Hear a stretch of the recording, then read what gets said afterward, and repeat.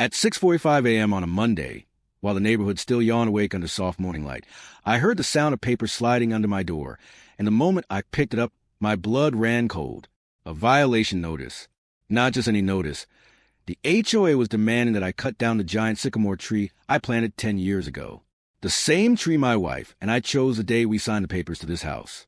The same tree under which she once laughed, read books, and dreamed of our future. Before cancer took her from me. They wanted it gone, and they wanted it gone fast.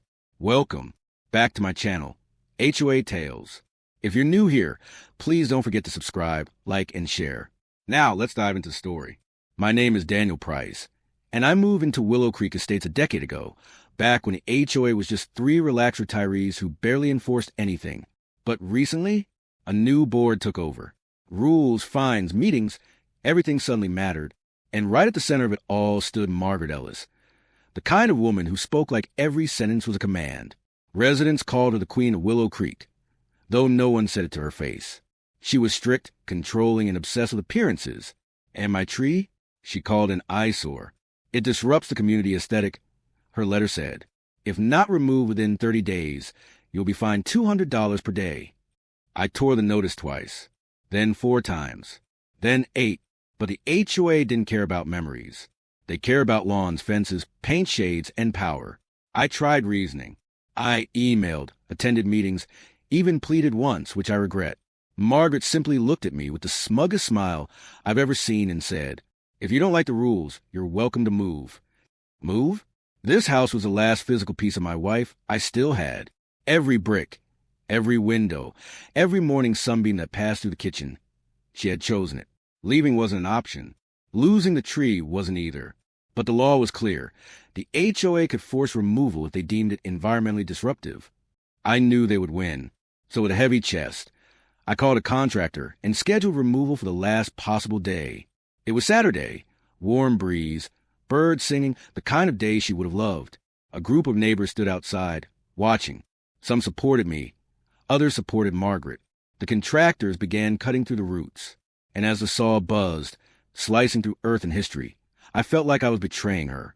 Halfway through the dig, one of the workers yelled, "Sir, you need to see this." I walked over. The soil around the roots had collapsed into a small cavern.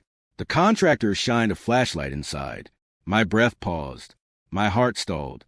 Under the roots lay something metallic, a rusted, half-buried lockbox, the kind that didn't belong underground. The box was heavy, heavier than it looked. We pulled it out, cleaned the dirt off, and the moment I opened it, every neighbor gasped. Inside were stacks of old documents, sealed envelopes, photographs, and at the bottom, a small pouch filled with jewelry, rings, pendants, and a locket engraved with the initials. Everyone exchanged looks. "What does that mean?" someone asked. And before I could answer, Margaret pushed through the crowd, face pale, eyes wide, voice trembling. "Don't open that. Give it to me." Give it to her? She was shaking. Actually shaking. Something in that box belonged to her, or someone she wanted to forget. I held the box tight. "Why do you want it?" I asked. She looked around nervously. Neighbors watched with phones recording. Margaret's voice cracked. "It's my brother's. Ethan Barnes. He disappeared 30 years ago. The police never found anything, except that he was last seen in this neighborhood." Silence hit like thunder. The document inside confirmed it. Missing person reports, letters addressed to Ethan, and a journal describing a feud with the original property owner, Margaret's father. Old secrets were buried under my tree. Secrets she didn't want uncovered. Suddenly, Margaret wasn't the queen. She was vulnerable, exposed. She begged me quietly, "Please, Daniel, if this goes public, my family, my reputation." Reputation. That's what this was about. She gave me 30 days to cut down the tree without caring how much it meant to me.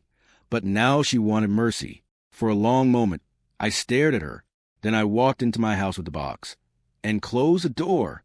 That night, she knocked. Then she called. Then emailed. I let her sweat for 48 hours. Finally, I invited her inside. The power dynamic had flipped. She knew it, and I knew it.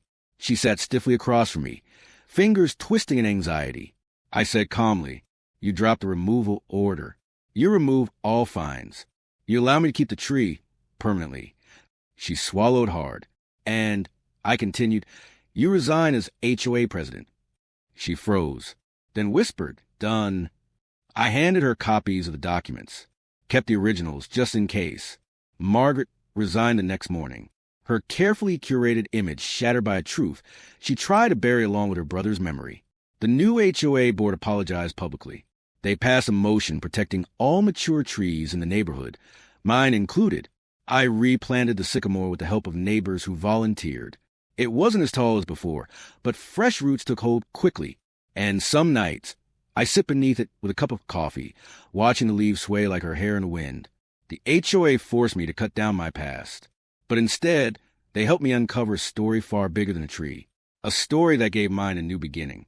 And if I hadn't cut into the ground that day, if I hadn't found that rusted lockbox, Margaret would still be ruling the neighborhood like a tyrant, and her family's secret would still be buried beneath the roots of my home. Funny how the things they try hardest to erase are always the things that grow back stronger. I hope you liked the story. For more intriguing stories, please subscribe our channel and also click on bell button